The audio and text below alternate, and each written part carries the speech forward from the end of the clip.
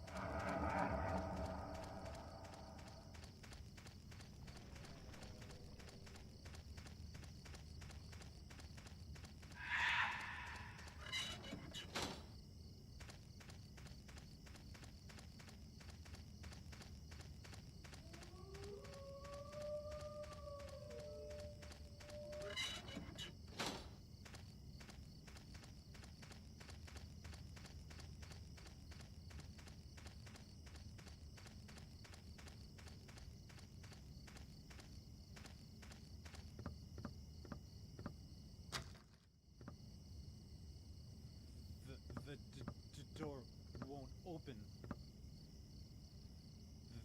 That nosy guy gave me something really good. I could let you have it, but not for free. I'm really thirsty. I'm so thirsty.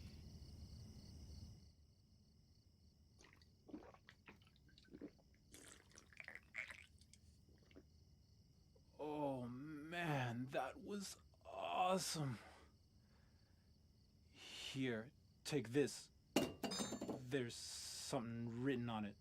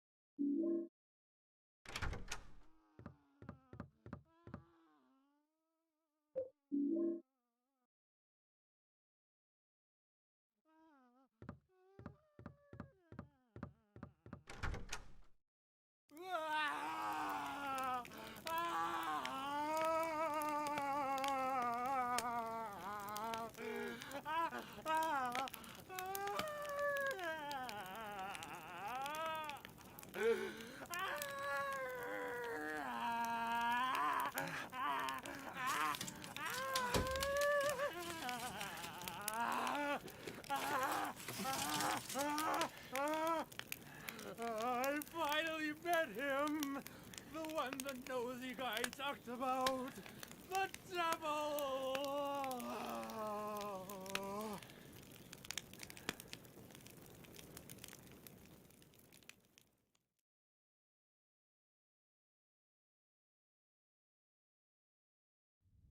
A special news report. In a forest near Silent Hill, the burned corpse of a 30-year-old male was discovered earlier today. The police have ruled it a homicide and are investigating. The numbers 17121 were reportedly carved into the man's body. Due to the marks on the victim, the police are investigating possible links to the Walter Sullivan case 10 years ago.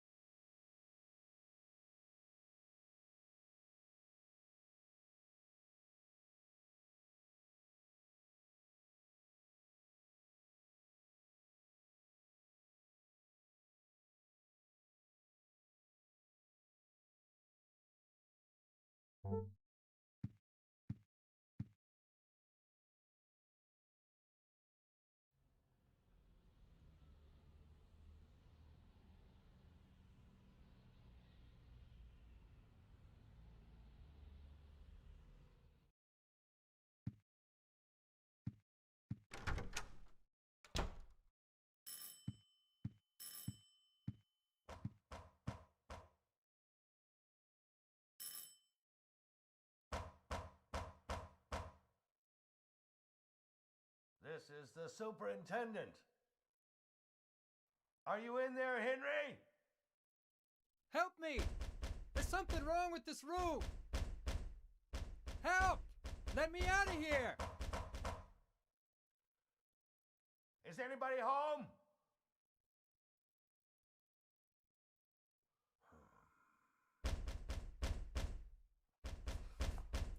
What's going on here?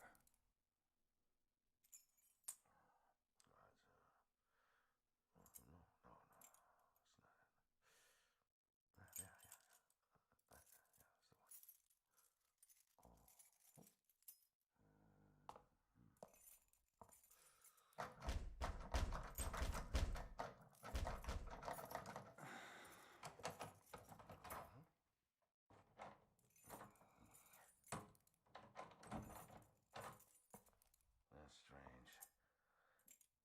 That's the right key.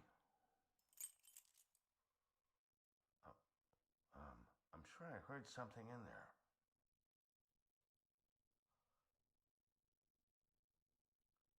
Yeah. That sound. It's the same one as back then.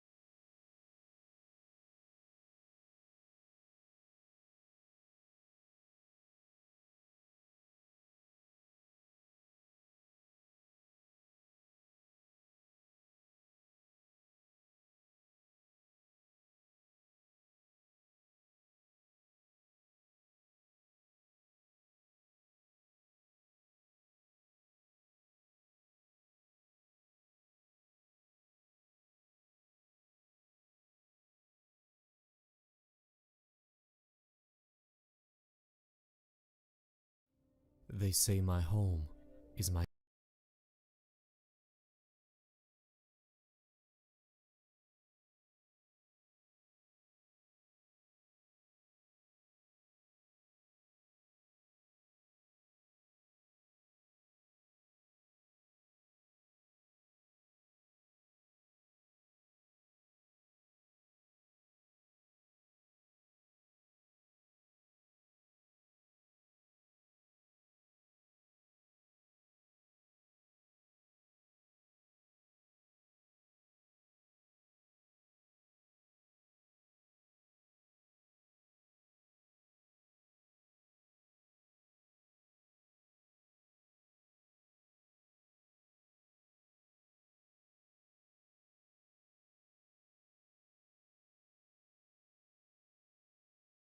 One take, I'm busy. In fact, so busy I had to bring someone else in. Silent Hill 4. Wait, start again, I wasn't ready. In the town of South Ashfield, about a half a day's drive from Silent Hill, lives a man called Harry Townshend. It says Henry on the wall. Oh, called Henry Townshend. He lives in the South Ashfield Heights apartment, room number 302. And despite his... Read it.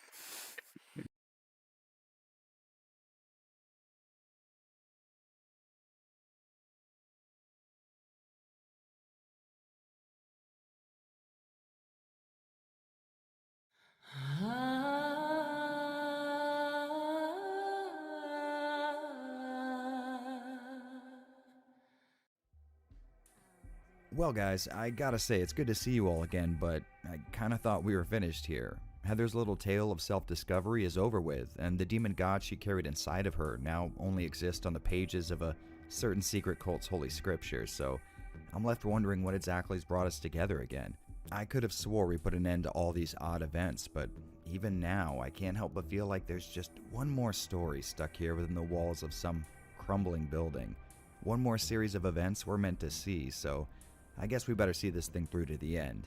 And with that in mind, you guys better strap in. This is going to be one very weird trip. Oh, and for the newcomers, welcome to Silent Hill.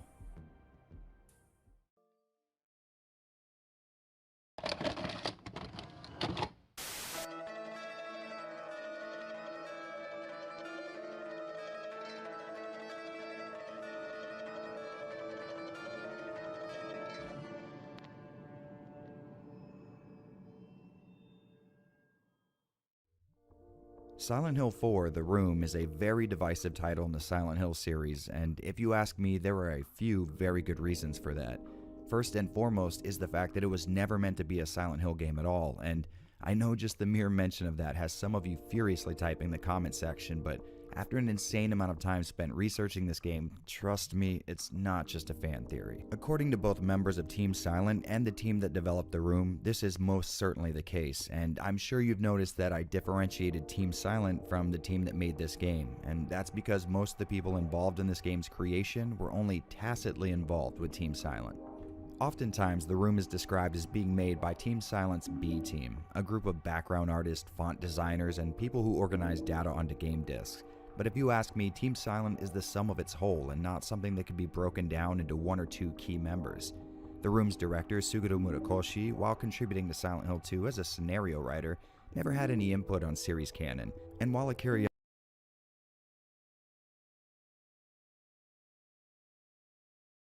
Yamaoka's music in the series is now and forever will be absolutely incredible, he's never contributed to any original Silent Hill story. To further add weight to this, 4 was in development during SH3's production, so the core of Team Silent simply couldn't have been involved. I mean, sure, technically the guy grabbing everyone's coffee in the office was a contributing member of Team Silent, but I doubt very much his involvement made or broke the series. So no, The Room was not made by Team Silent, despite the fact that nearly 30% of them were present. And if you disagree with that, I have some lovely swampland to sell you here in South Florida. It's nearly 30% actual land. As for SH4's origin as a non-Silent Hill game, well, that's another hotly contested idea, and for the life of me, I cannot understand why. I mean, the game's producer said in an interview with Games World, well, keep in mind, SH4 was not originally supposed to be a Silent Hill game. And then there's 4's art director Masashi Tsuboyama responding to Eurogamer confirming that the game didn't start off as a Silent Hill game, and then further specifying the game started its life as Room 302 and existed outside of Silent Hill, only to be rolled into the series later. And I know what you're thinking. Well, Jared, that's only 2 of the key members of the game's development staff and core members of Team Silent. That's not enough proof for me. Well, then there's Akira Yamaoka, who seems to be rationalizing the reason for the room's inclusion into SH right there on the spot during an interview. Now, I know some of you guys will be able to find quotes stating the contrary, but you gotta ask yourself, why would nearly the entire team behind this game say it was never meant to be a Silent Hill title?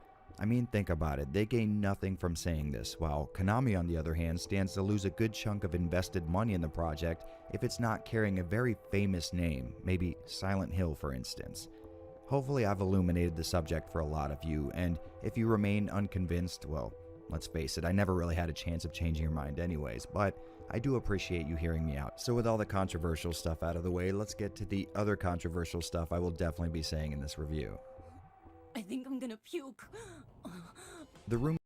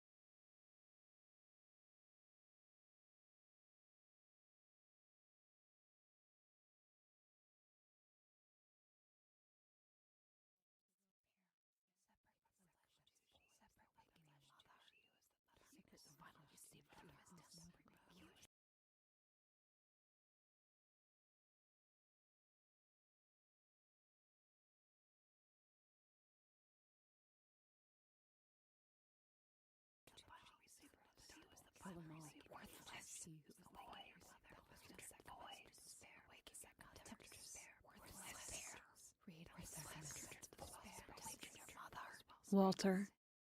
His dead-eyed stare set my teeth on edge. Is he a monster, a victim, or both? There's a story here, deep and rich and macabre. I won't tell you what to think. It's up to you to form an opinion of Walter Sullivan, but we need to talk about him. Where he started to where he ended. To say Walter Sullivan's life began with trouble would be an understatement. In 1967, he was birthed in room 302 at South Ashfield Heights Apartments.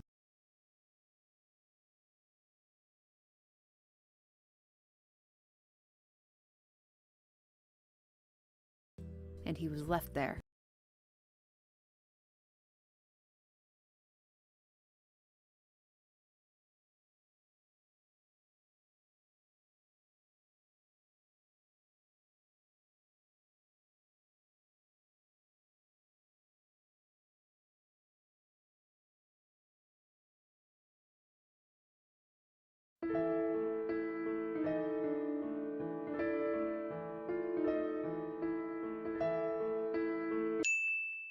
Silent Hill, a quaint little town in Maine, New England, was a scenic resort area until people started disappearing or dying in the lake nearby.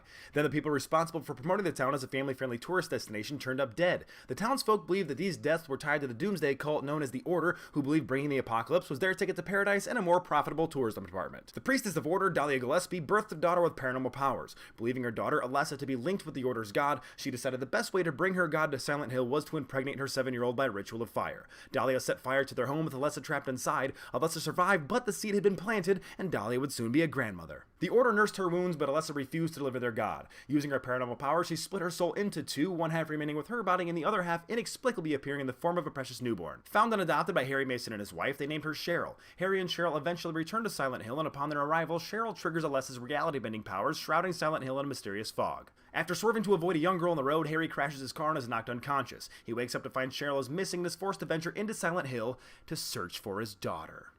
Have fun.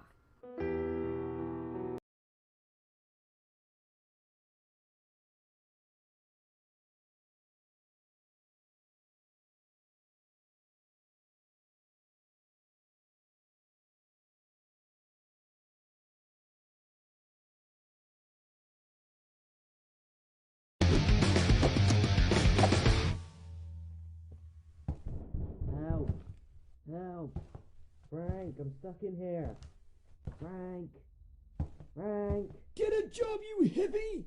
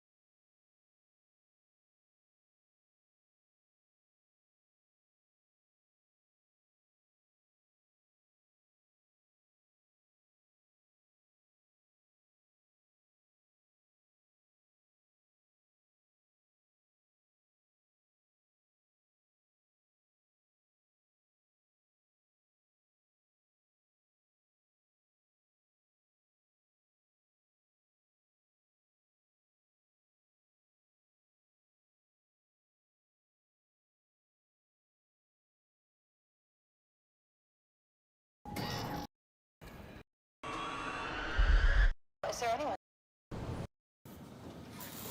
Robot talking.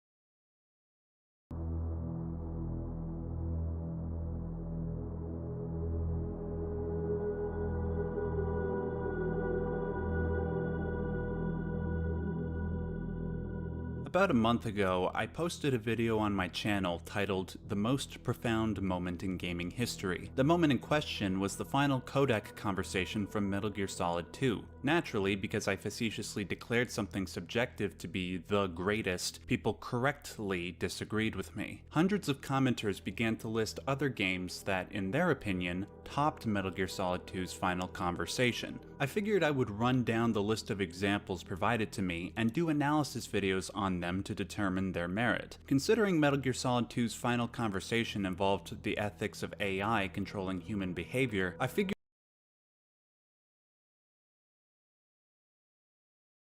it would be appropriate to start with another game that has the same themes: Soma. Up until a week ago, I had never played Soma, but I was familiar with the name as well as the company that made it. Encouraged by the game's numerous positive reviews, I gave it a try. As far as the story goes, I was giddy to discover a game that continued the discussion about artificial intelligence and how it will affect humanity in the coming century. What impressed me most, however, is that the game did not rely solely on the common science fiction narrative that placed AI and humans in violent conflict. Instead of the terror of war, Soma birthed a new form of existential terror by illustrating the most bleak, bloody, and brutal consequences that may arise from fusing humans with machines, where the utmost havoc is wreaked on body and mind. Worst of all, Soma presents a scenario where machines advance too fast to be regulated, and subject humans to their random whims. The result is arguably a fate worse than death. Again, I am making an objective claim about a subjective question, a fate worse than death. Yet, as I continue, I would be shocked to find somebody who argues that Soma's reality is not a fate worse than death. Needless to say, there are spoilers ahead. Some of my fellow YouTubers have distilled Soma's themes into one central question: what does it mean to be human? While this is an accurate distillation, it's too broad a topic for a single video. I think a more succinct question for this video would be, what does it mean to have consciousness? I think it's fair to say that consciousness, and by extension sentience, is what conveys value to the human being. It's the reason why human beings condemn murder of other members of our species, but almost never condemn killing non-sentient creatures lower on the food chain. It is what differentiates us from our fellow man, via our unique personalities. In some religious communities, to have consciousness means to be made in the image of God. Simply put, consciousness is what supposedly makes humans special. But Soma seeks to challenge this notion. Before we entertain this and other philosophical questions, here's a brief synopsis of the game for those who have never played it. The story centers around a man named Simon Jarrett. Simon had his brain scanned with an experimental machine and effectively had his consciousness copied. Upon his death in 2015, a copy of his consciousness wakes up in the 22nd century inside of a robotic avatar. The game would initially have you believe that the same Simon woke up 100 years later in a decrepit underwater research research station known as Pathos 2. In reality, this was a form of manipulation on the part of the game's developers. The original human Simon died in 2015. It is only revealed midway into the game that the character the player is controlling is merely a human mind merged with a machine. Specifically, a copy of Simon's consciousness was planted within. As for the rest of the game, you find another copied consciousness of a former Pathos 2 employee named Catherine Chun. She explains that the Earth's surface was obliterated by a meteor strike, leaving only the inhabitants of Pathos 2 alive. Matters were complicated by the facility's non-sentient artificial intelligence, a HAL 9000-esque AI named the WOW. The WOW's prime directive was to preserve human life, but that goal was overzealously interpreted following the meteor strike. The result was human beings being kept alive artificially, whether it was their physical bodies after being fused to machinery or their consciousness downloaded into robots. Around this time, Catherine explained that she began a project called the Ark, a Matrix-like world where one could upload a copy of their consciousness into a simulated paradise to live on for millennia. The end goal of the game is to reach the Ark and shoot it into space. When Simon realizes he's not the original Simon, but a copy, the game forces the player to contemplate this question. Does a sentient human have the same, greater, or lesser value than a sentient machine?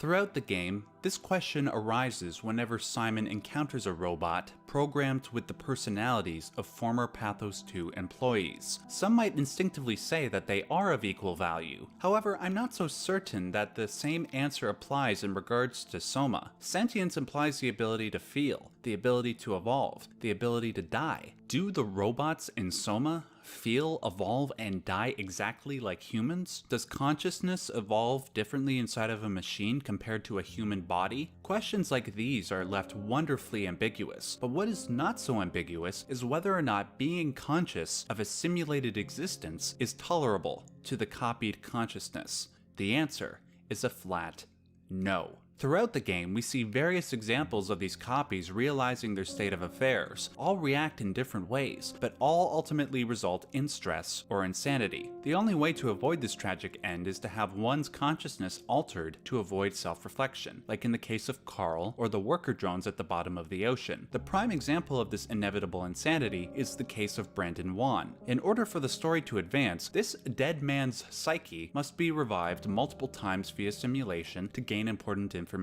The simulation repeats multiple times because the mere suggestion that he might not be inhabiting a human body is too much for his quote-unquote psyche to handle. Worst of all, the constant resetting of this simulation forces the player to wonder whether or not they are effectively murdering another sentient life form, and whether that murder is equivalent to a human murder.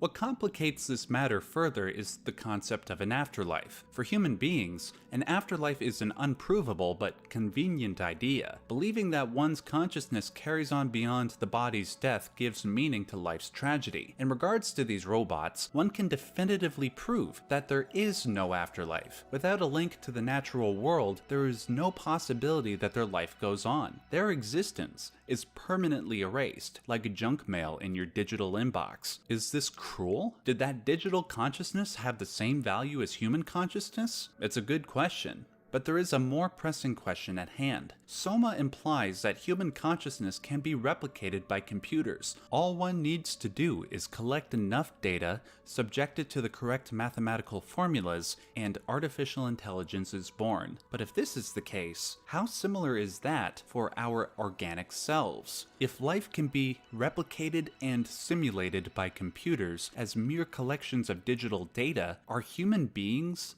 just collections of organic data? Are we special creatures, capable of free will and consciousness after death? Or are we deterministic creatures, whose sense of self vanishes in death? Soma exploits this uncertainty to the fullest possible extent, eliciting an existential horror greater than any jump scare ever could. One thing is for certain, however, even if an afterlife does not exist, something similar to it can be replicated in our reality. In the reality of Soma, we receive an almost pitch-perfect depiction of what hell might look like. Think about it. What is the most common description of hell? Well, it's a place filled with physical and mental anguish that you can never leave, presided over by demons and monsters, and decorated with blood and destruction. Now, what is the environment of Soma like? Well, the environment is littered with dead bodies, blood, oozing structure gel, and above all, demonic creatures bent on causing you terror. The sentient robots have been lobotomized to never self-reflect and merely perform meaningless labor. Worst of all, the remaining humans crave for death, but cannot die, on account of the onboard AI keeping them alive. Now let's entertain for a second that our sense of self vanishes in death. Between death and Soma's reality, which would you choose? With this, Soma presents a fate that is truly worse than death, for it brings our mythological conception of hell to life. Thankfully, fictional stories like Soma provide an unintentional service. They allow bad ideas to die before they become manifest in our reality. Though AI will inevitably come to be, we can educate each other about the ethical use of AI so it can be used to our advancement rather than our detriment. We can foresee the potential path to hell that arises from our good intentions, so that a scenario, such as the one created by the WoW, never occurs. Unfortunately, various existential questions still linger. For the sake of time, I'll return to the one I just brought up. If digital personality is just a collection of data that can be erased, does that mean human personality is just a bunch of organic data that can be erased? Is there nothing transcendent about us? At least in the reality of Soma, human consciousness is devalued on account of this replication. If there can be another version of us, how special are we really? There is danger regarding these types of thoughts, because they can breed all kinds of extreme behaviors. For example, if there is nothing transcendent about human consciousness, then why put up with the tragedy of life? One can insinuate, based on supplementary material, that this is a question that many employees of Pathos 2 asked themselves. Out of fear of existential angst, many sought out a hopeful narrative, and an employee named Mark Sarang proposed just that. The narrative of the coin flip. Sarang believed that once your brain is scanned, during a short moment, the original and the copy are identical, but will soon be two distinct entities due to diverging experiences. The proposed method to counter this is to end your previous original existence during or quickly after you are brain scanned. Supposedly, upon doing this, your original consciousness will become the copy. Then your copy could live for thousands of years in the virtual paradise known as the Ark. Now, if human consciousness is not transcendent and is erased upon death with no heaven or hell that awaits you, the mere chance that one could be saved from the misery of human existence must have seemed tempting to the Pathos 2 employees, hence why so many of them committed suicide upon hearing the theory of the coin flip. Yet the promise of a virtual paradise overwhelmed the rational capacities of not just the Pathos 2 employees, but of our main character Simon. It did not matter that the scan did not transfer the core consciousness to a new body, but only copied it. The fiction was much preferable to the reality. Even Catherine knew this. Though she told the truth to Simon, she didn't force the truth on him when he misunderstood the concept of the coin flip. Suddenly, the idea of human consciousness being special does not sound so illogical. Suddenly, the concepts of free will and transcendence beyond death have utility, even if you ultimately disagree with both. In respect to the Pathos 2 employees, they needed some form, any form of hope, to sustain themselves. Otherwise, the alternative would be as pessimistic and horrifying as Soma's final scene. Catherine? Please don't leave me alone. Catherine? Catherine?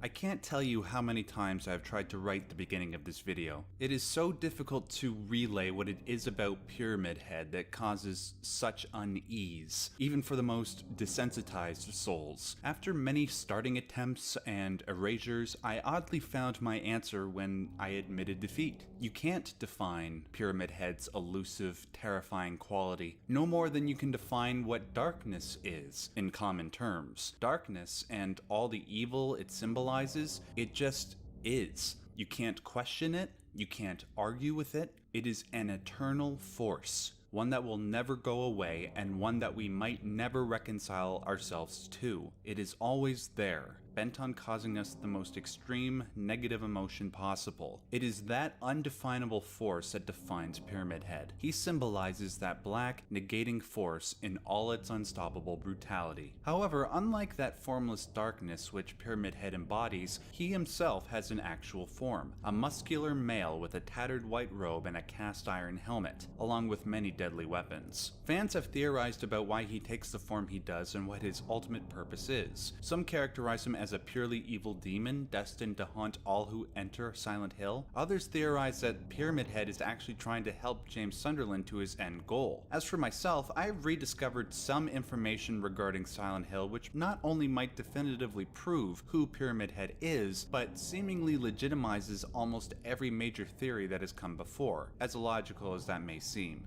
Needless to say, there are spoilers ahead. Let's start with what we know for certain about Pyramid Head. The Book of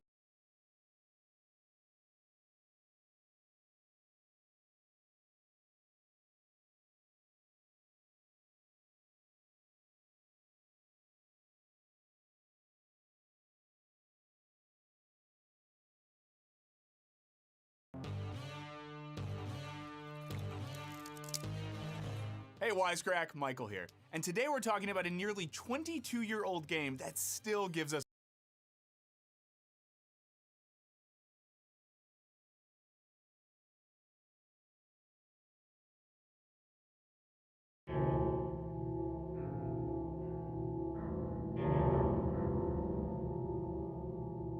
Throughout Silent Hill 2, there was one question that I couldn't get off my mind.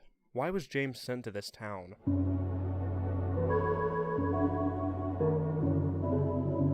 For a brief catch-up on how Silent Hill works, people who have done horrible things or are in a horrible place in life are drawn to this town one way or the other, and the way that that person perceives the town changes to force them to confront symbols of their sins or their personal horrors. Eddie, for instance, was bullied his entire life, until one day he snapped and kneecapped one of his tormentors and killed their dog. So, he's drawn to Silent Hill, where he's forced to face his murderous rage, as well as the gluttony that led him to being bullied in the first place.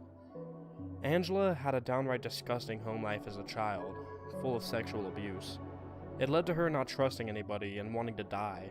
So Silent Hill drew her in and forced her to confront those horrors by convincing her she had one more thing to live for, finding her mother. She's caught in a constant battle between wanting to kill herself and clinging on to the hope that her mother might still be alive and can pull her from the edge. So why was James Sunderland drawn to Silent Hill by this letter from his long-deceased wife? Again, this was the question that was haunting me throughout the entire game, causing me to not even trust my protagonist. What did he do that was so bad? Is he like Eddie, where his punishment is debatably deserved? Or is he like Angela, where he's just being forced to confront something he's repressed his entire life? Well, to get to the bottom of this, we'll have to treat the town of Silent Hill as if it were a character with motivations of its own. To figure out the motive behind Silent Hill's crimes against these characters, we'll have to discuss the specifics of them. We've already covered the basics of how Silent Hill acts as each character's own personal hell, but what does it all lead to? Does this town somehow help these people by forcing them to confront their traumas? Is it just out to make them miserable stew in their misery? Well, as I'm sure you can infer, it's all just an illusion. Eddie won't find a place to hide from his crimes in Silent Hill. Angela's mom isn't waiting for her there, and neither is James's wife. All of these characters come to Silent Hill seeking something, and none of them find it. In fact, the town just worsens their condition.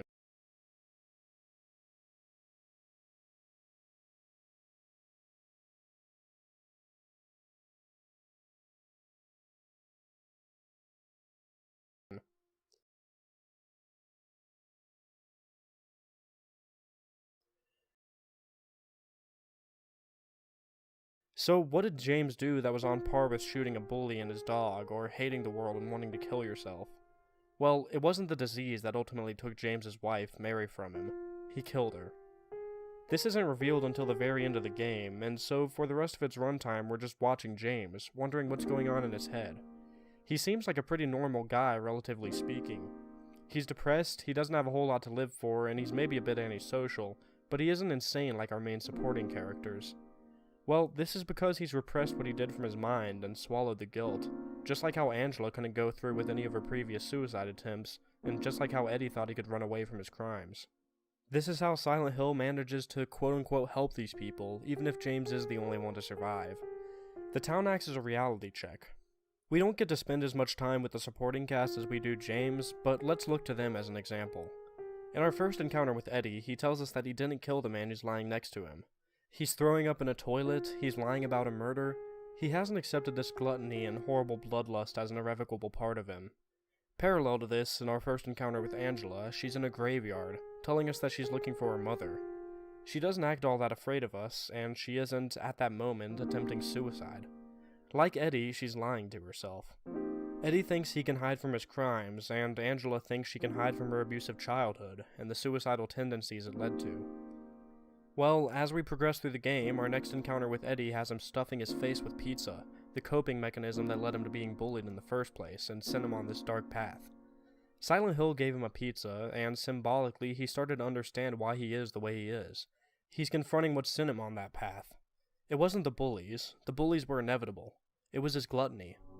Again, in parallel, our second meeting with Angela has her recognizing that her life as a child was cruel and that it scarred her for life. Just look at how terrified she is when James almost touches her, whereas she wasn't too jumpy at all when they first met and she was still repressing things. James takes the knife from her, her intended suicide weapon, and she's left to think about the awful things that led her to being who she is now. It parallels perfectly with Eddie's second encounter.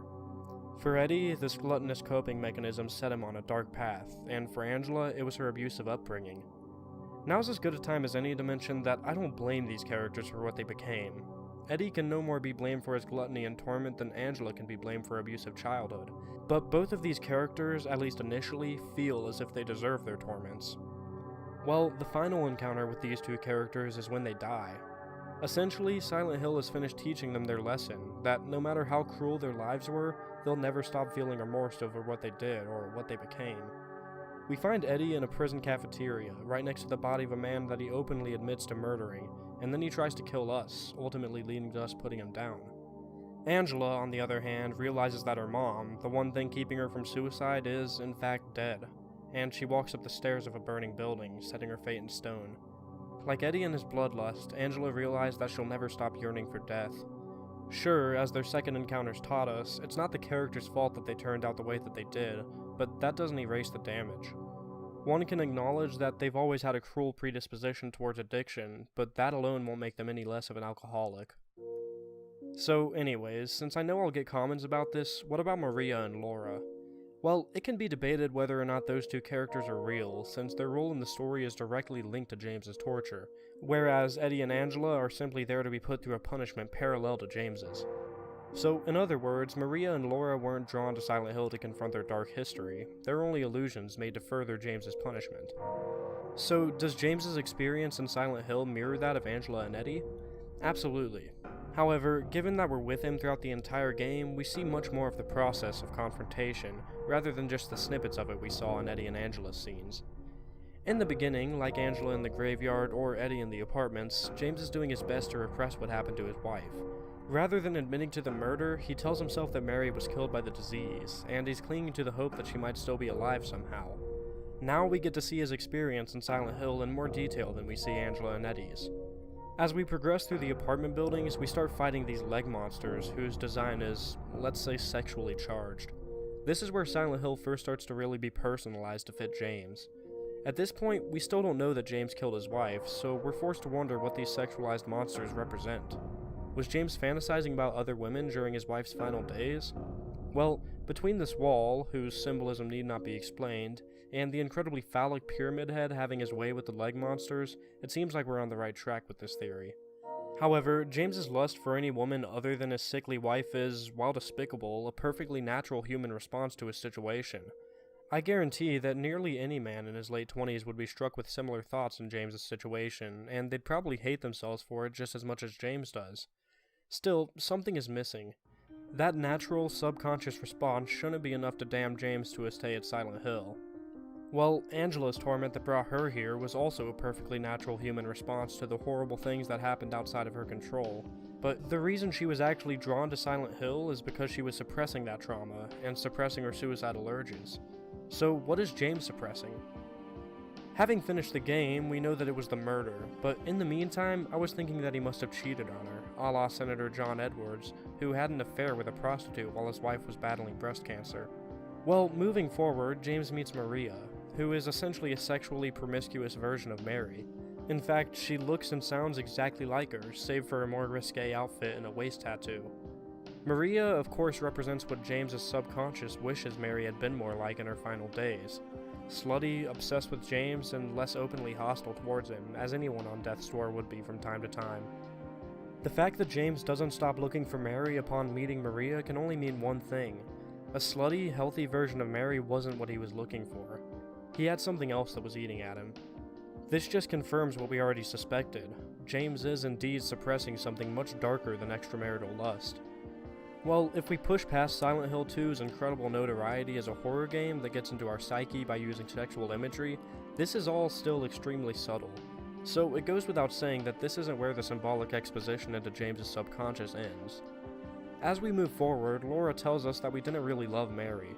We pass through a strip club with Maria, we fight sexy nurse monsters in a hospital, and we descend into the underbelly of Silent Hill, until eventually we get the Great Knife, the weapon wielded by Pyramid Head. At this point, it becomes impossible to ignore that Pyramid Head, while being the game's most notorious antagonist, is in fact a metaphor for James himself. I don't need to tell you what Pyramid Head's great big knife represents. It's difficult to wield, but James uses it to fuck enemies up, double entendre intended. Well, if we look deeper into this knife as a symbol, it becomes clear that James's male urges have the power to kill. Eddie fights James to his death, then not long after we get our grand revelation about James. Eddie wasn't the first person he's killed. James and Mary's special place, the Lakeview Hotel, burns down, Angela kills herself in the fire, and James is left to battle two Pyramid Heads. Eventually, they concede and kill themselves with their spears, and all that's left for James to do is confront the illusional ghost of Mary. He admits to her, or more accurately to himself, that he came to hate her in her final days. Sure, she told him that she wanted to die, but she also said that she didn't want to die. James selfishly chose to only listen to the side of her that wanted death. I told you that I wanted to die, James. I wanted the pain to end.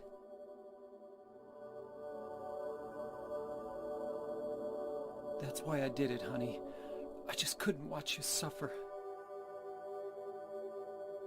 No. That's not true. You also said you didn't want to die. The truth is, I hated you. I wanted you out of the way. I wanted my life back. Silent Hill 2 is a perfect example of how karma works in the real world. Not the metaphysical sort of karma, but the kind that is built into our brains. If a normal person with a healthy mind does something bad, they feel guilty. In that sense, the punishment always fits the crime. If you litter a little bit, you might feel bad about it for a day or two, then never think about it again. If you kill someone, it'll eat at you for the rest of your life. That's what happened to James. Sure, in Mary's final days, James came to hate her, but that doesn't mean that he ever stopped loving her, and that doesn't alleviate him of his guilt. James only told himself that he hated her so that he could move on past his killing. When that didn't work, he told himself that he only killed her because she wanted to die, and with that, he could start blaming her death on the disease. All of this is just James repressing the truth of what he did. James was just a young man. He wanted so feverishly to move on from his dying wife that he killed her. However, no amount of repressing can stop the karma in James's brain from striking back at him and making him feel the same pain that he caused. James, if that were true, then why do you look so sad? Trying to repress the karma of your mind is only ever a temporary measure. Karma will always win out in the end, and Silent Hill does nothing but speed up that process, and in that sense, Silent Hill is a very real place. It's where our minds take us when we know that we've done something wrong, and when no amount of repression can cover that up. It's where our minds take us when we're regretting our past and thinking that we don't deserve to live. It's where our minds take us when we realize that we aren't a victim but a perpetrator. It's where we go to seek out the punishment that we so desperately hope will help us move on. James killed Mary so that he could move on with his life, but as it turns out, it did nothing but ensure that he would never move on. It brought him to Silent Hill.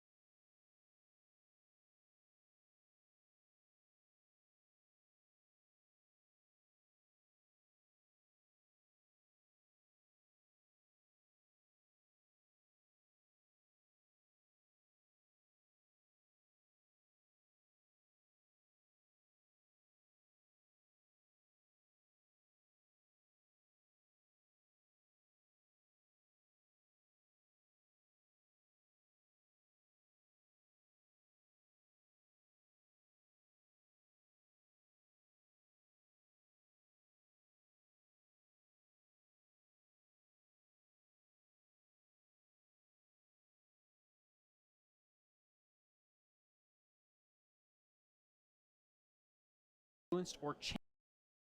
Add up enough Paragon points, but Ellie or you, the player,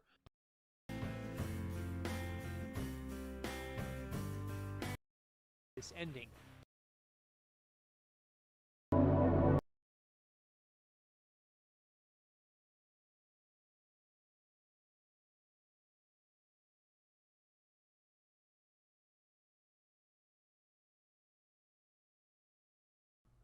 I don't know that there's a single character in video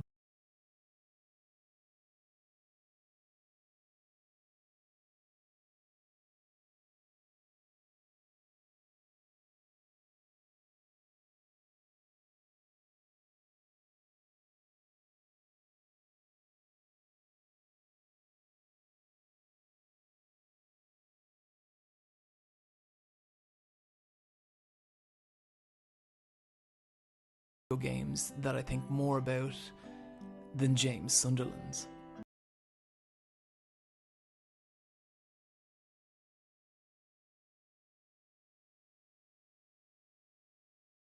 On the surface, there's nothing especially noticeable about him. He doesn't come across as overly interesting or charismatic. He seems stilted, even a little bland. But this is just one of the many ways where there's a lot more going on in Silent Hill 2 than we might initially suspect. And on our journey into the haunted town, we'll get to know him in a way that's both more intimate and more disturbing than any other character in gaming. And that, friends, is exactly what we're here to discuss. So what say we grab a cold one at Heaven's Night, suppress those inner demons, and let's talk about why you should play Silent Hill 2.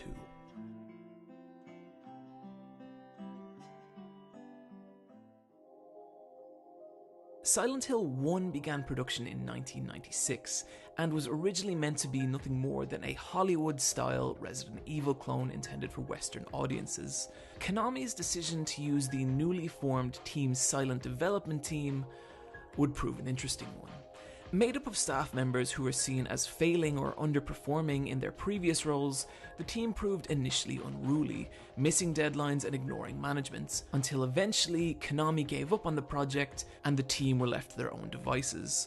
And what resulted was something far darker and more psychological than anyone had anticipated. While other survival horror series were hurling dinosaurs through windows than anyone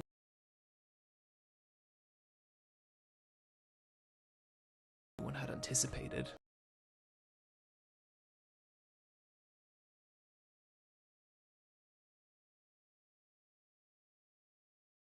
While other survival horror series were hurling dinosaurs through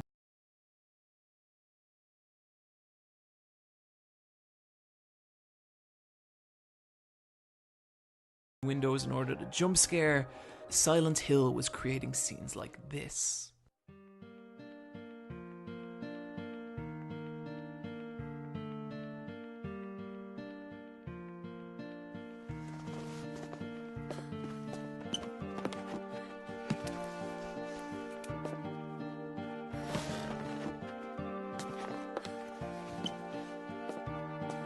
Silent Hill created a far darker, more emotional breed of horror than anything else at the time.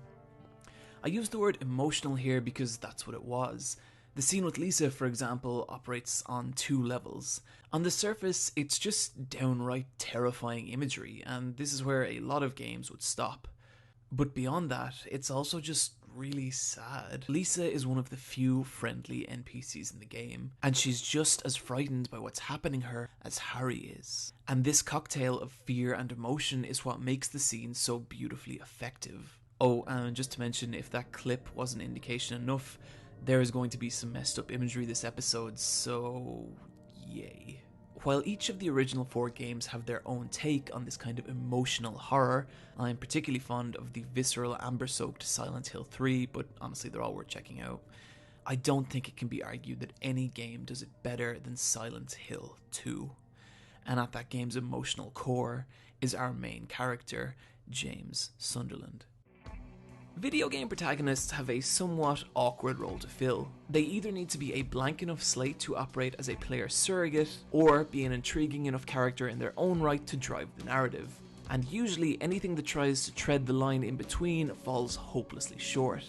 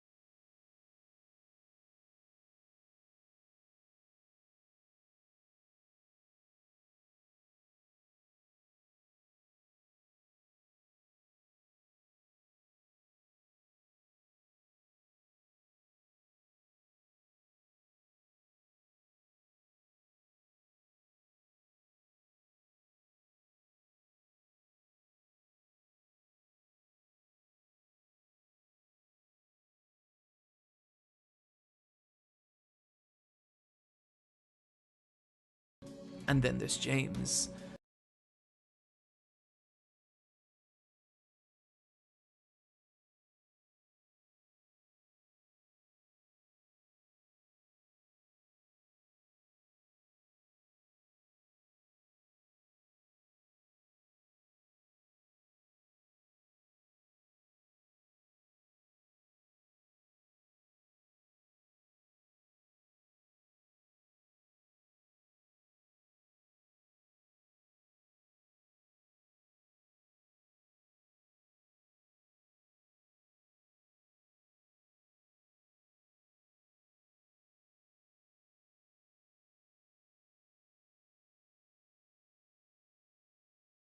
Much like Harry Townsend from Silent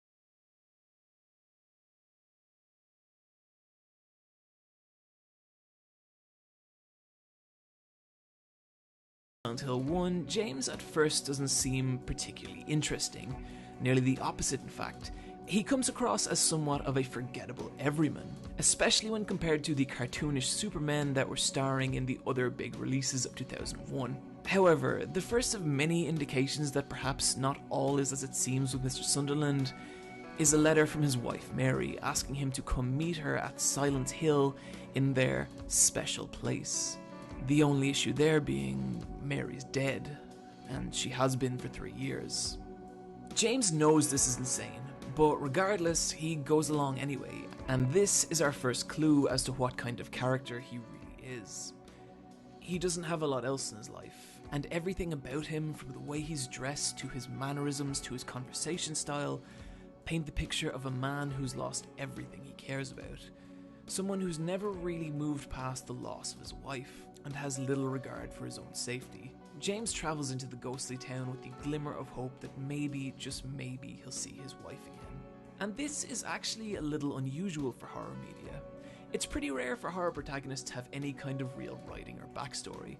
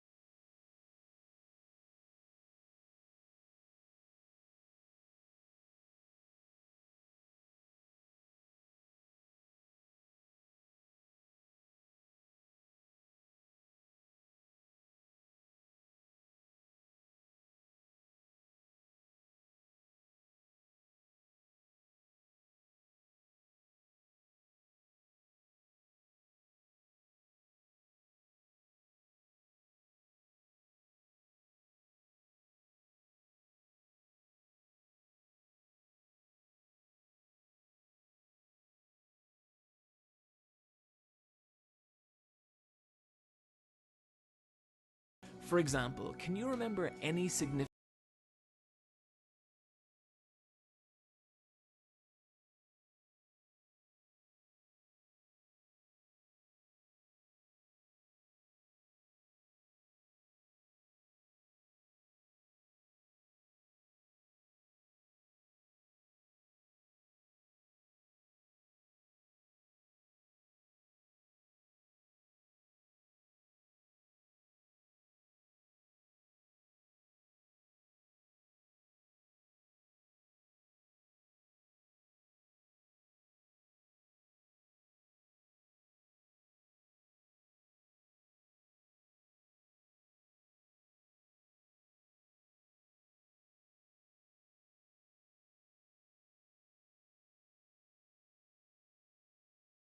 character traits of any of these horror protagonists, if you can even remember them at all? I'm guessing for most of you, probably not.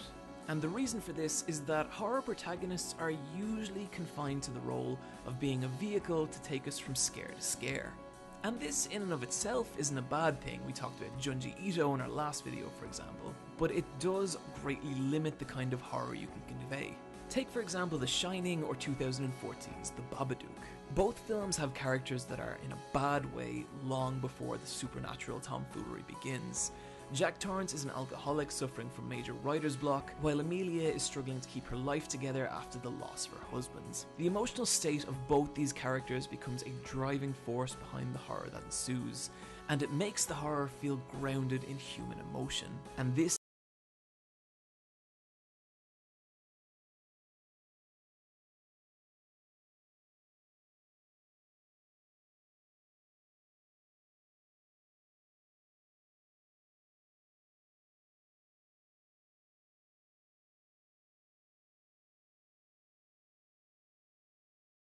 in turn makes it far more intense, as it's not a haunted house you can run out of. The ghosts live inside you. And this is exactly the technique that makes the horror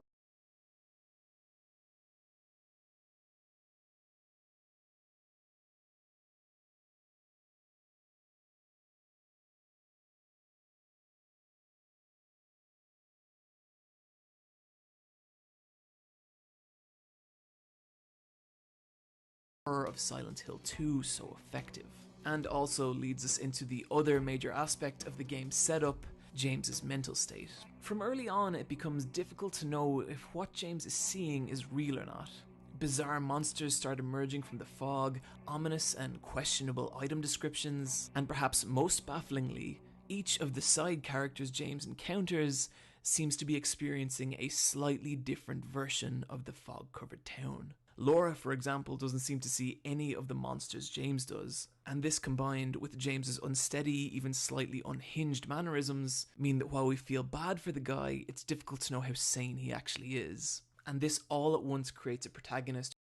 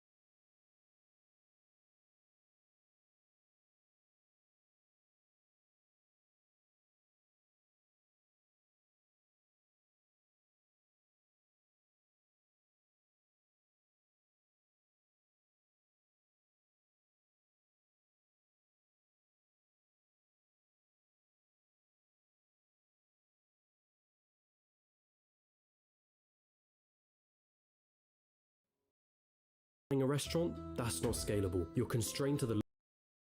This is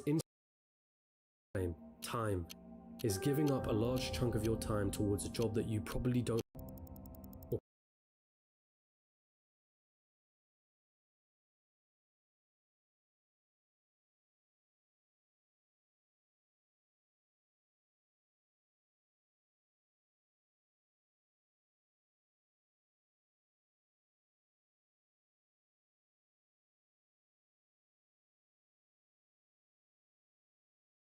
who's both endearing but unreliable.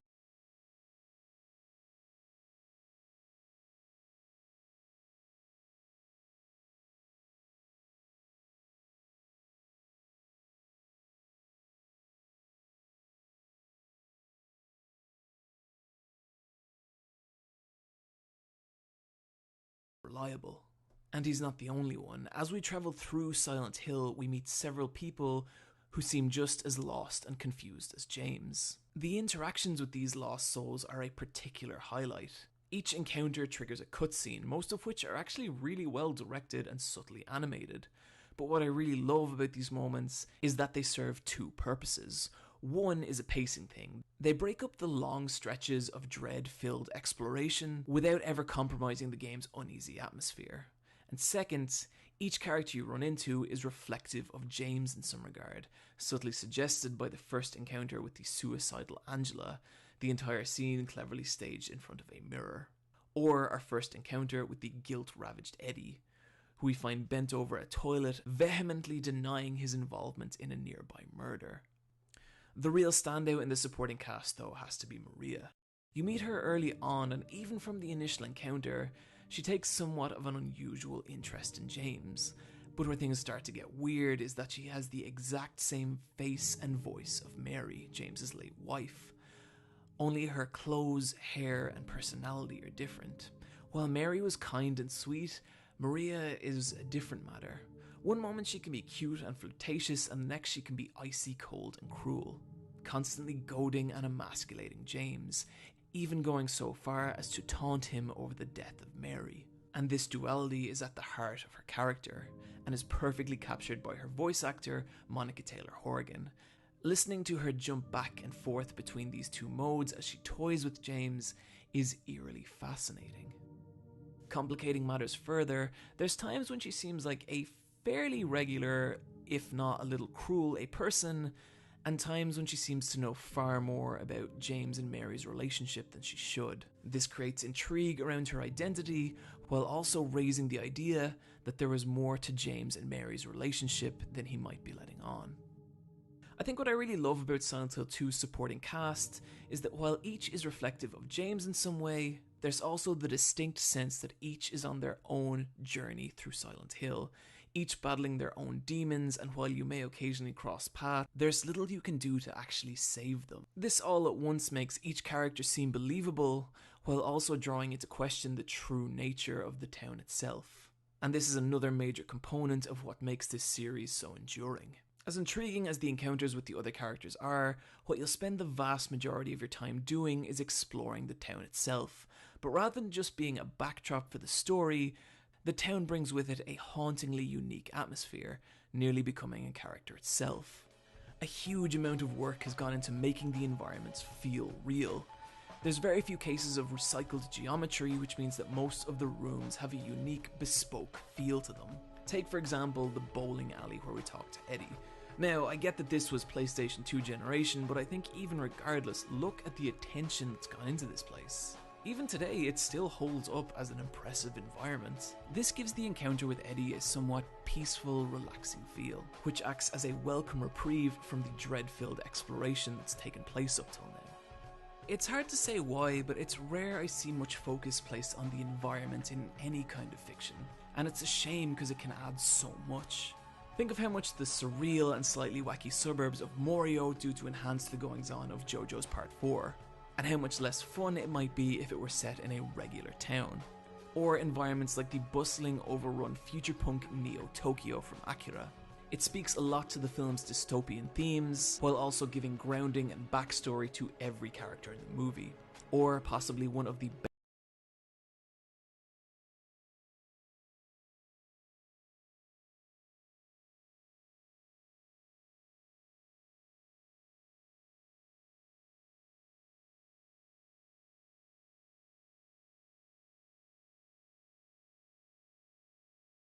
best examples of environmental narrative, the sequential city scene from Patlabor.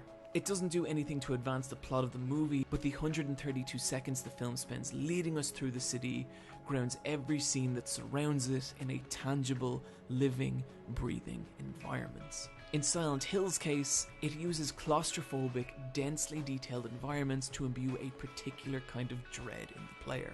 Take for example the Woodside apartments encountered early on in the game. Some of the effect will no doubt be lost here as you're just watching gameplay footage with my dumb voice yammering over it, but I can't stress enough how uncomfortable it feels even just to stand in these pitch black hallways. There's something so real and unsettling about wandering around its dilapidated corridors that so strongly gives off the vibe that people used to live here and that they don't anymore. But check out what happens right here.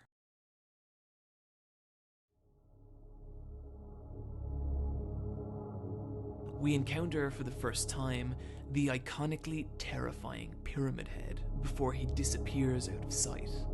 What I love about this first encounter is that after we lose track of him, we know that he is somewhere in the abandoned complex. Somewhere within these dark hallways, this nightmare of metal and flesh is stalking you, and how much more effective is that than if instead they had just introduced him with a jump scare and boss fight? In other words, the hillside apartments by themselves are scary. Pyramid Head by himself is scary, but it's the way the game uses both in conjunction that the true pants-shitting terror really happens. Where Silent Hill arguably takes this concept even further, however, it's how the environment of Silent Hill itself is utilized as a character. Throughout each of the Silent Hill games, there's a distinct feel that the town itself has some kind of bizarre, sinister consciousness to it. Take this moment from Silent Hill 3. You're onto the end of this train platform and the camera angle switches, and this combined with the lighting heavily implies that your next destination is this door. But when you get down on the track and try and open it, you're met with the same locked door message you get for every other impassable door in the game. Only then to hear a train quickly approaching, be set upon by 3 dogs, and, unless you have the reflexes of a ninja, run over by the train. A moment like this in any other game would just come across as the game designers being assholes, but when it happens in Silent Hill, it gives the feeling that there's something much larger and more malevolent at play in this town, and it's toying with you. Or, to bring things back to Silent Hill 2, take the elevator scene, where, out of nowhere, an absurd 50s-style radio question and answers show starts to play, and even addresses James directly by name. And our lucky, or should I say unlucky, challenger today is James! James Sunderland! It's so jarringly out of place with everything in the game that's come.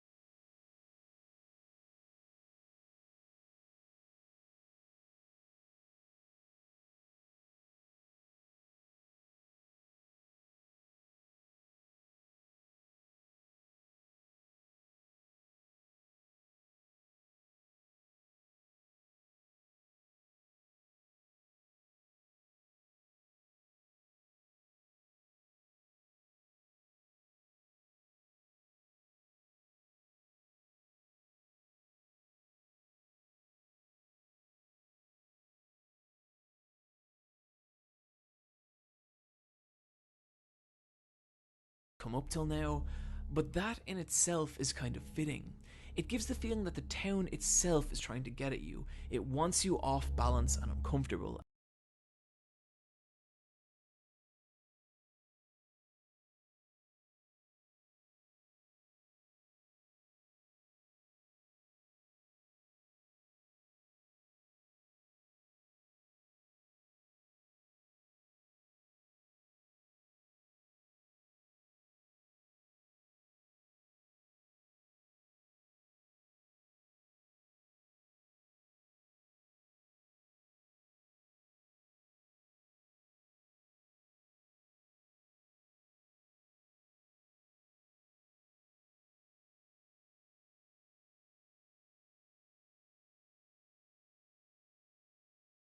and its off-kilter aspects like this that add to the feeling that the town itself is its own sadistic, malevolent force. It wants you unsure of what to expect next, and this both adds to the game's atmosphere, as well as furthering the mystery and intrigue of what the fuck is actually going on here.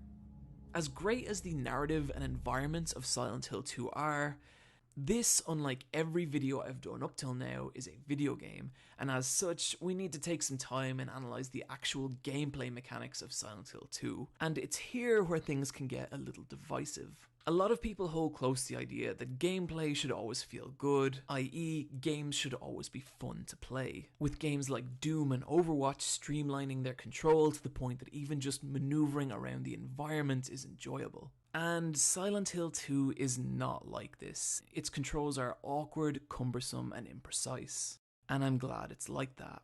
In fact, it's kind of the point. It's important to remember we're not playing as Space War Veteran Master Chief or Human Fridge Marcus Phoenix. We're playing as James, someone who does not look in especially good health or that he's ever been in a single fight in his entire life. And controlling James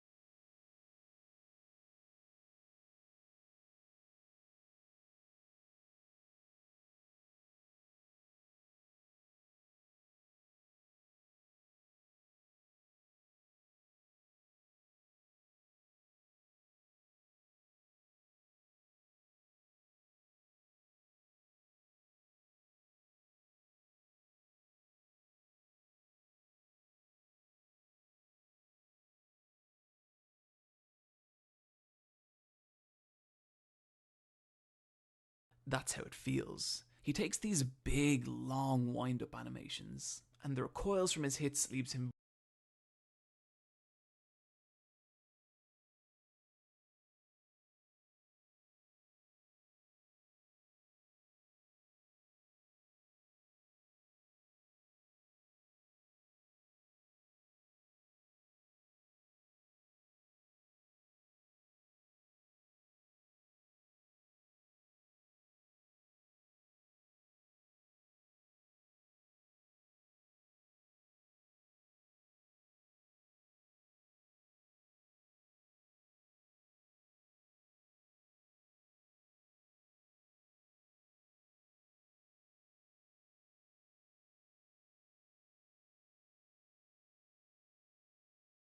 vulnerable for much longer than you might.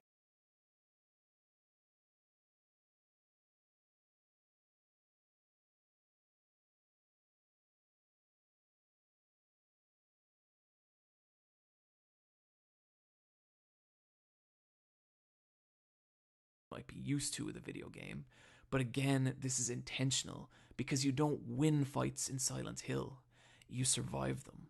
Let's take James's standard swing and compare it to Link's basic attack from Ocarina of Time. James' startup animation takes 17 frames, and his recovery time is 18 frames. Link, on the other hand, takes a far shorter 6 frames to strike and a paltry 10 frames to recover. This keeps his actions fluid and snappy, while never taking control away from the player for more than a couple of milliseconds. On top of that, while James remains stationary when he swings, Link moves forward, making his attacks feel more exciting and aggressive. This might seem pedantic, but it's frame data like this that ultimately governs how a game feels. And mismanaging it can lead to your game completely missing the mark in terms of making a character feel right. Link's adventures are meant to inspire a feeling of excitement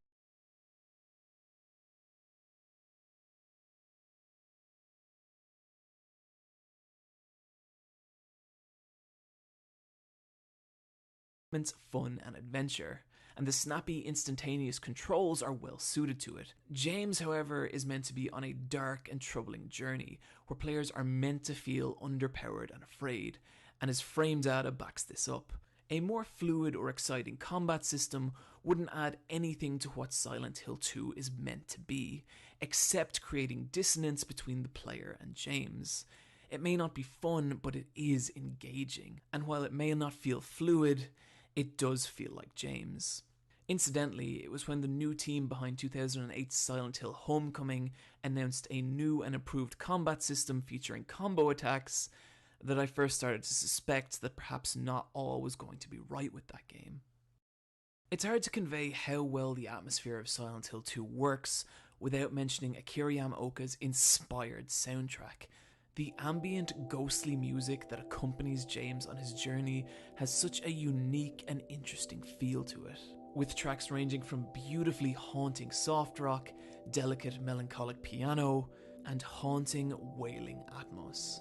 And it adds so much to each and every scene in the game. Like take for example the bowling scene we talked about earlier. It's a rare moment of stillness and downtime in the game's story, and it's helped to no end by the track Alone in Town playing softly in the background. The OST also holds up as a great album in its own right. I've probably been listening to it for at least once a month for the last 10 years, and I still love the shit out of it. While we're on the subject of sound design, the voice acting is another area that can be a little divisive, with many people complaining that some of the performances, especially Guy Seehee as James, feel a little stilted and unnatural. And while I certainly get where they're coming from, especially with that first scene between James and Angela, I think again the thing you have to remember is that this is Silent Hill. There's a reason that the voice direction is like this. Silent Hill is, after all, a broken place for broken people, and it's in this regard that I really feel the voice acting succeeds. While they don't sound at all like Hollywood voice actors, they do perfectly capture the trauma and emotion behind each character. And this is in large part due to the fact that each scene was acted out on stage dozens of times before going into the recording booth. And I think you can really feel that in the performances. They might not be as stone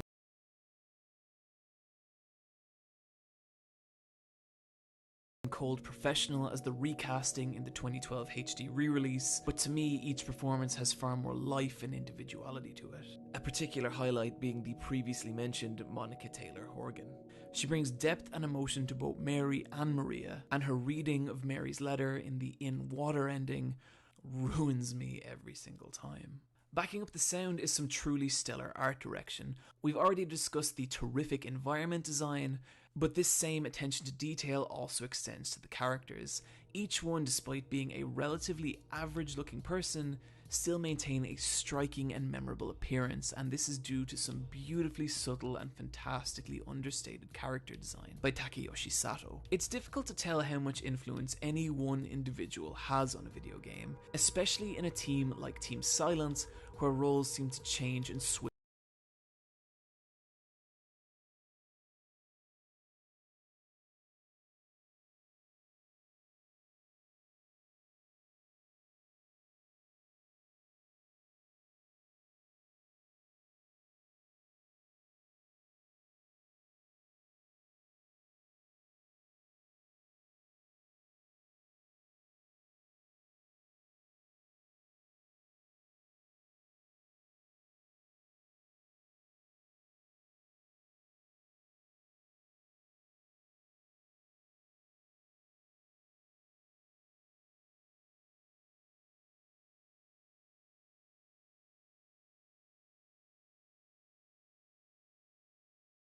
swim so much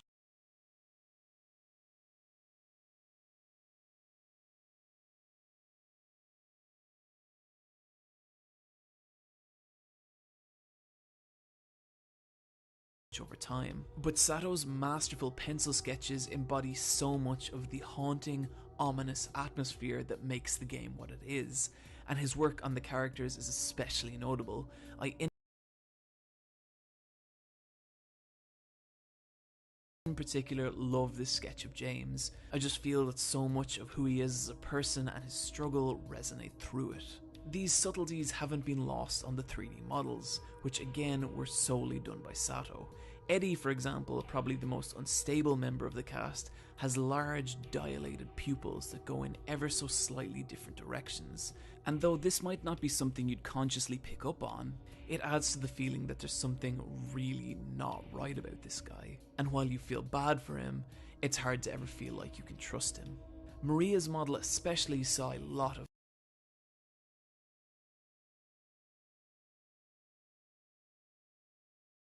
of care being paid to the subtle attention to detail. While she is attractive, she's not idealized. Her features have an unsettling sharpness to them, her exposed tummy having an ever so slight layer of flab over it, which just makes her feel all the more grounded and real, especially when you compare her to other female designs of that era. However, it's in the design of the game's monsters that we see one of Silent Hill 2's biggest strengths. What might at first seem like a somewhat random collection of ghoulish mannequins, on closer inspection reveal far more about the game and its narrative than you might initially think. Take for example the lying figure. At first it just seems like your average grunt enemy. They're not especially difficult to defeat. It's easy to cast them off as just another random monster. But on closer inspection, some major themes of the game begin to emerge. For one, it has a distinctly ill, sickly appearance. From a distance, it nearly looks like a human in a straitjacket, and it's as if the creature is struggling against the confinement of its own body. And when we get close, it retches and vomits. In other words, every aspect of the lying figure is reminiscent of the confinement and pain felt by someone suffering from a terminal illness. And who in the game has suffered from a terminal illness? Well, Mary. Which may just be coincidence until we hear this piece of late game dialogue. I'm disgusted. I don't deserve flowers. Between the disease and the drugs, I look like a monster. These pathetic creatures are manifestations of the disease that took Mary. In fact, every monster in Silent Hill is a manifestation of some broken part of James and his relationship with Mary. The one exception being the abstract daddy, who is a different matter. We don't have time to go into detail about the symbolism of each individual one, but I will link to a video below if you guys are interested. But I do just want to call out what a brilliant use of enemies in video games this is, transforming what are generally one of the most ho-hum aspects of any video game into a crucial thematic point. As for faults with the game, well, if you're the kind of player who plays games for the flow state inducing gameplay of so many current action games, then the nature of the awkward combat and tank controls are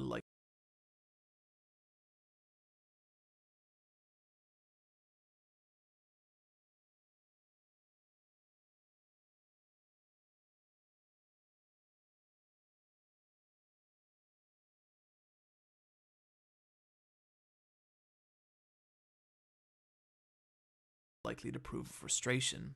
While the game has aged remarkably well, especially in its visuals, some of the game design has not, especially the obtuse nature of some of the puzzles. For example,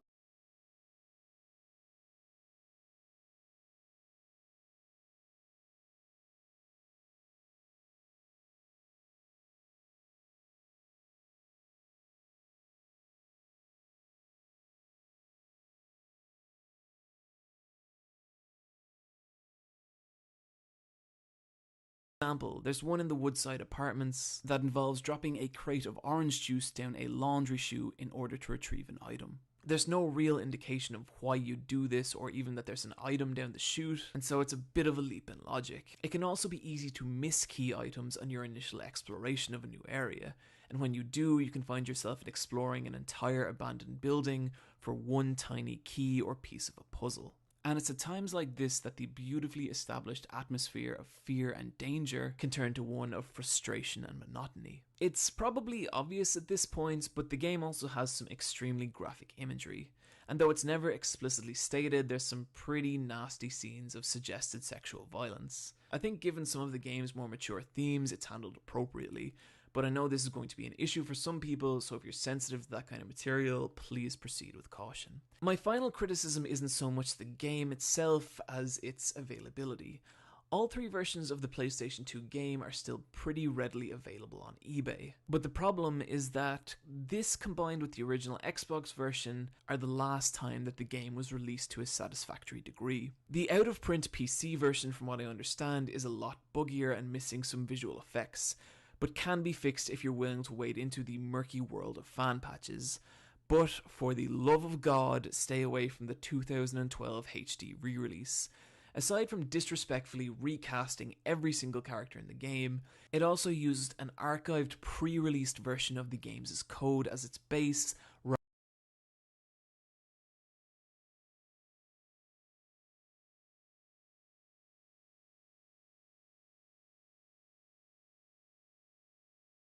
rather than the final retail release, and thus it's rife with all manner of visual, audio, and gameplay bugs.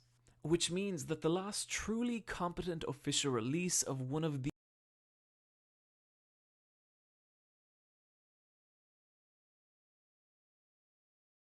most significant games from that generation was over 10 years ago and becoming increasingly rare. Meanwhile, somehow, horrifically,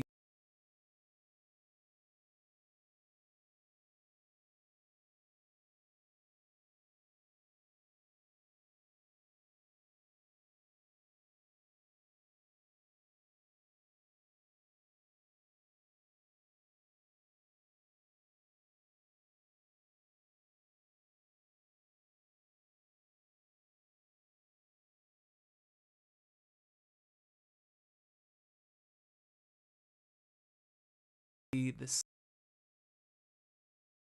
Silent Hill 2 patchy slot machine exists. If the town of Silent Hill does indeed trap people in their own unique version of hell, then mine would no doubt be filled with these things.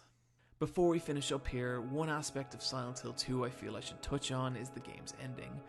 I've thought long and hard about how in depth I should go here, and for a couple of reasons, I'm not going to get into anything that could be considered spoilers, but suffice to say,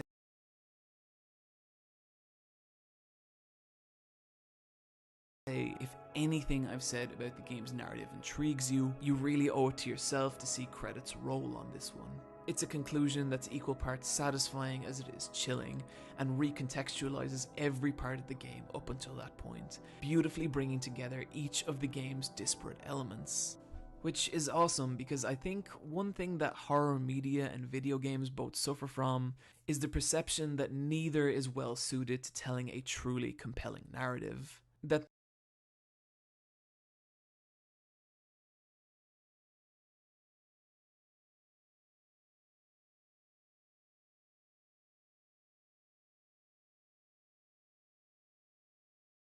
they are respectively a genre and medium that doesn't allow for thematic depth, and that they exist solely for the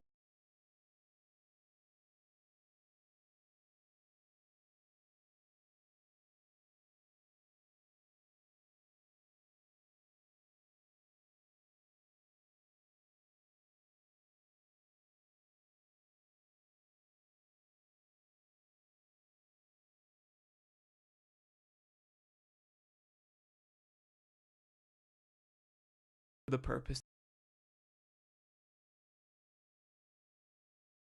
to scratch a surface level itch and nothing more.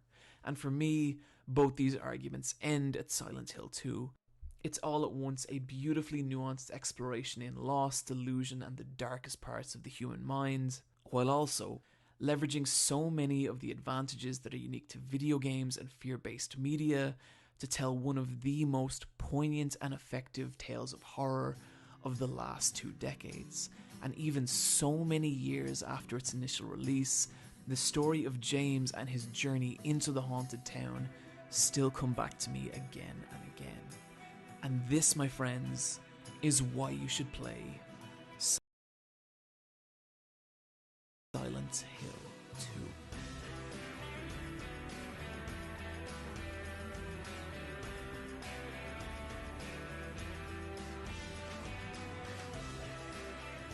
It's hard to say what the future holds for Silent Hill.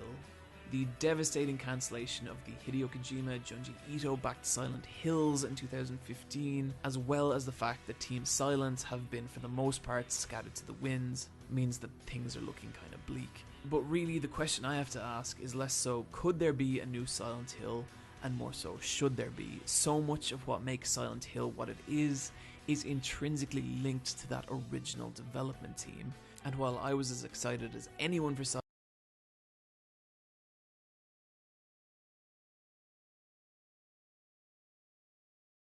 Silent Hills.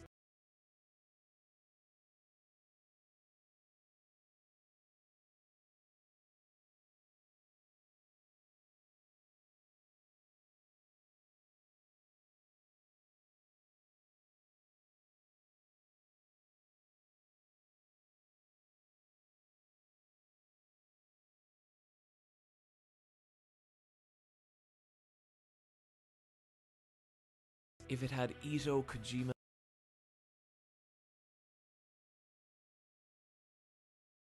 and Del Toro all working on it, it could have just as easily dropped the license and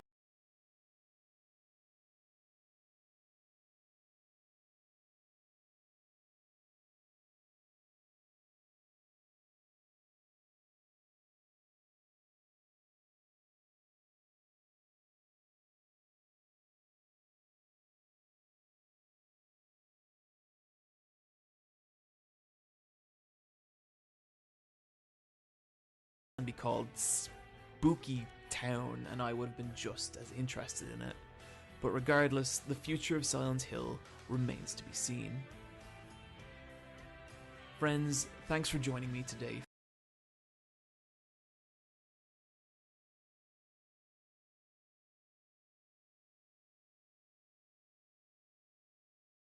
for the second of my 2 Halloween specials.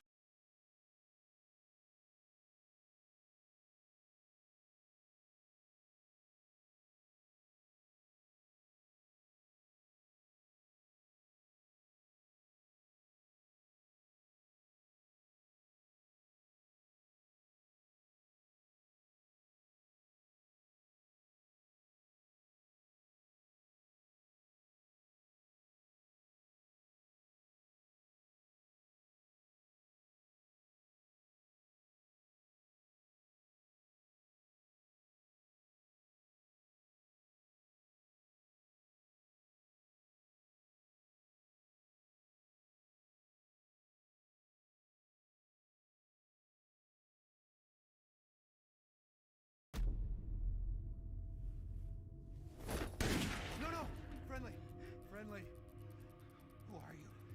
Who sent you? What's going on?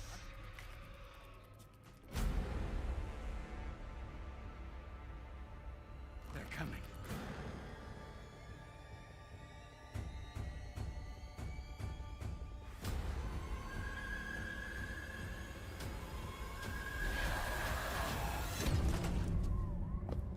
So we finally meet.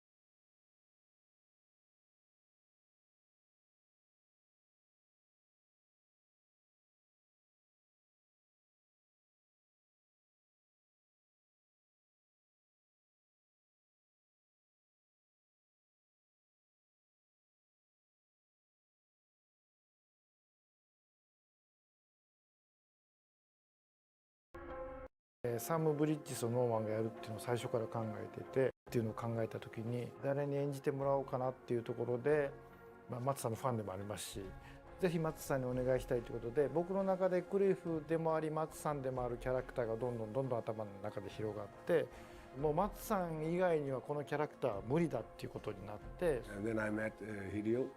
He tried to explain it to me, but most importantly, he showed me a lot of paintings and drawings and ideas and storyboards. And you could kind of grasp what kind of feeling he was going for, and it just looked like something out of this world. And I can immerse myself.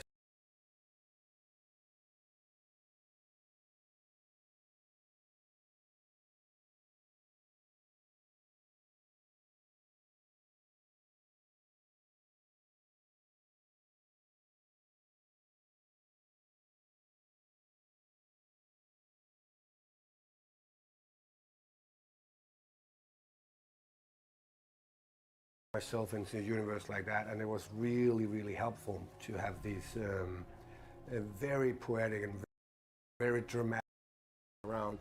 Was a 彼は彼の視点でこうした方がいいとか、一緒に深いところ the Vietnam War, whatever. That's brutal and interesting, and the images of that, what he was creating, was tremendously visual, right? I think that in many ways that he's representing a human being, good and bad. Both sides of the coin. This is a solid human being. Sometimes you believe you're doing something good and it turns out not to be so good, and vice versa. I think that he's representing that in this game.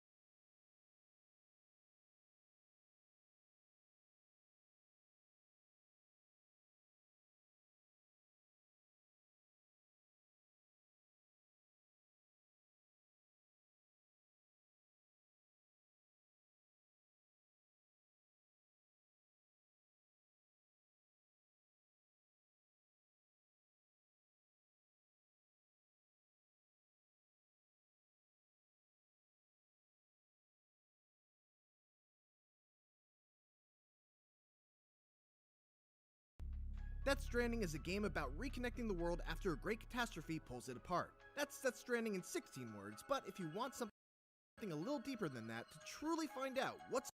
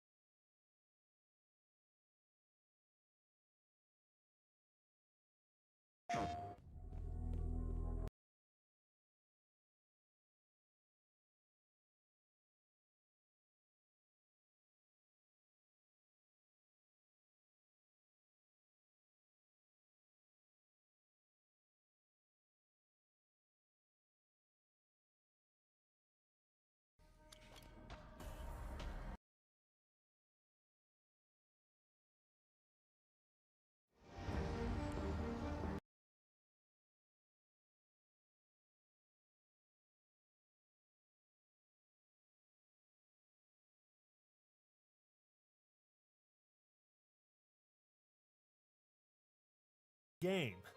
Maybe it was just Kojima's hubris that had this game turn out the way it did. Maybe he just thought his ideas were good no matter what.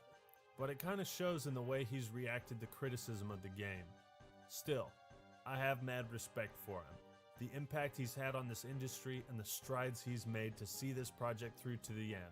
I can understand why some people might enjoy Death Stranding, and while things do pick up in the later half, it lacks exciting gameplay, a compelling narrative, and has an excessive runtime.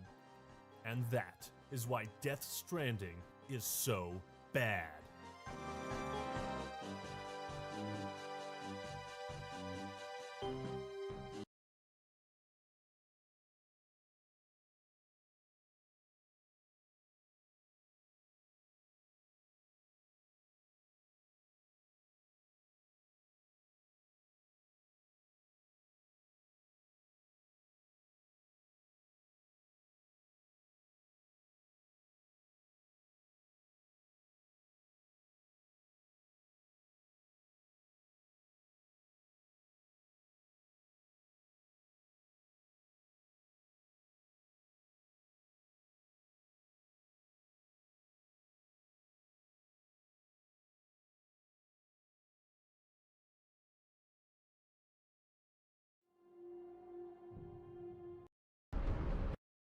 If you have what it takes.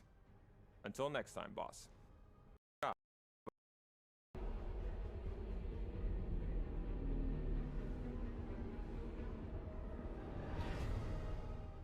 In closing, Death Stranding is nothing short of a masterpiece. It's just a misunderstood one. If you haven't already, give it another shot. That is, if you have what it takes. Until next time, boss. World and enslaved the entire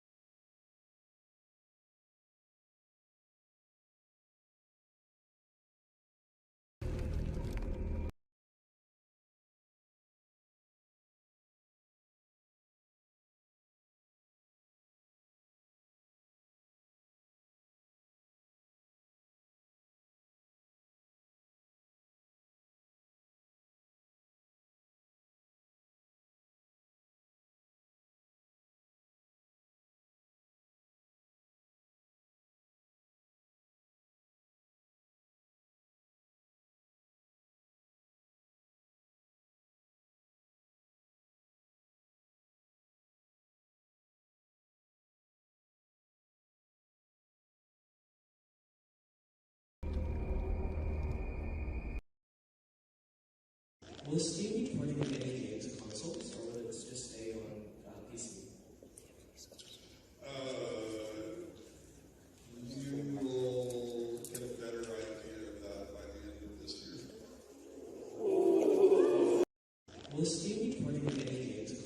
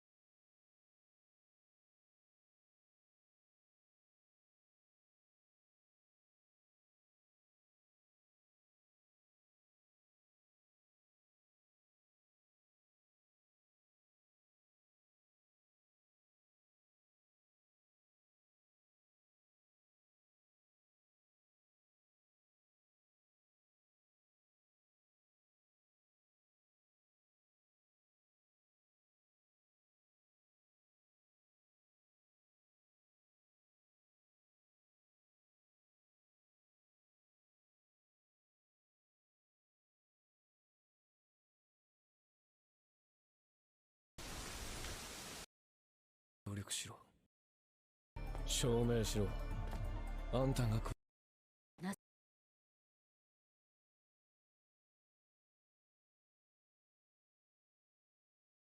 ぜそんな特別なの？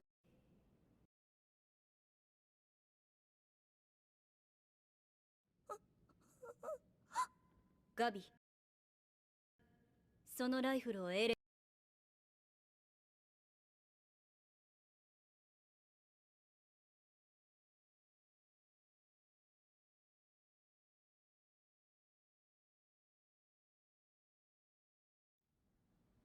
9つの巨人にはあった。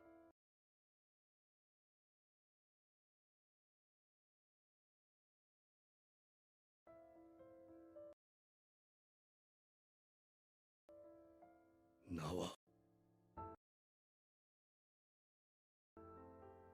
タヤ・アルミン。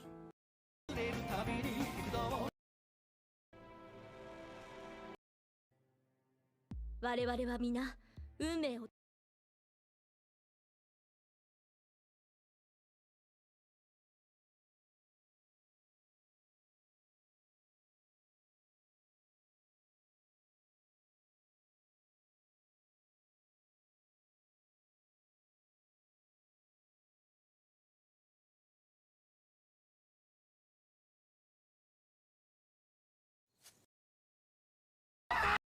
支配している。ありえない。まさかできるだけ苦しんで。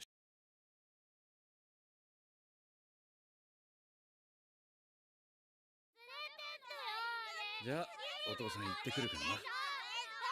お姉ちゃんの言うことをよく聞いていい子でいるんだぞ。お父さんどこ行くの？私も一緒に行く。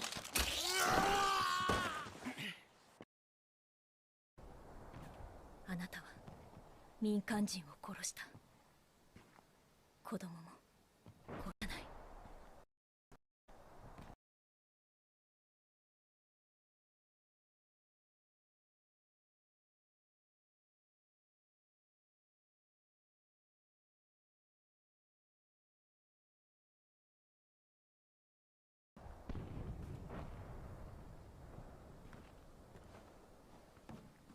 ミカさん、まだ終わってない。そんなはずはない。うなじを完全に吹き飛ばした。俺もうなじを念入りに潰した。だが奴は死んでない。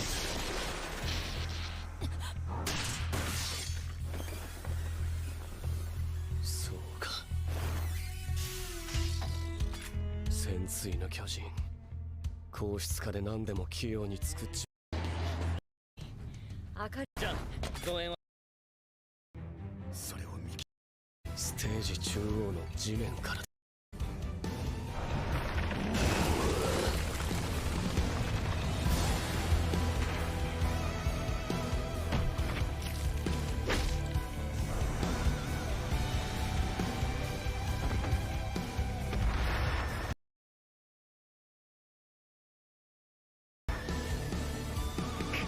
まずい、戦隊の巨人が食われる。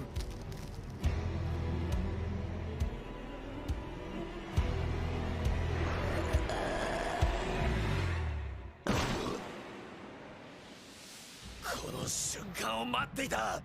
始祖を奪還する。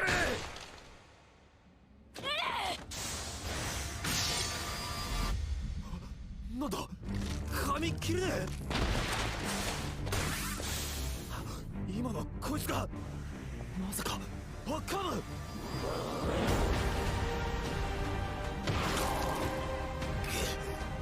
こはまずい。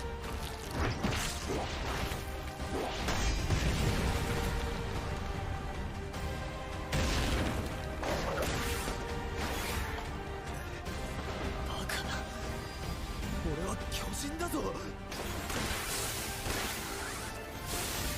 人間の姿のまま俺を殺す気か。これがパラディ島の悪魔。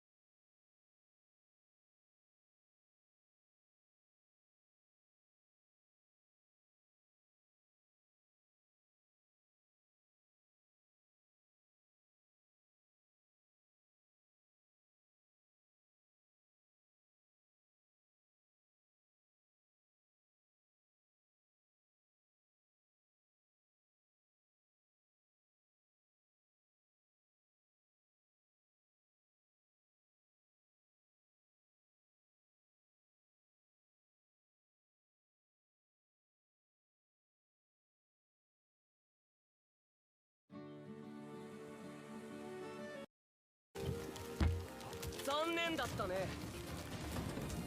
言っただろ。バカな。番を盗もうなんて間抜けは。生まれろ、生命よ、新しい命よ。何かちらっと見えたぞ。アクト3。消え上がりました。バカな。簡単に3フリーズの射程外に出れるわけがないのに。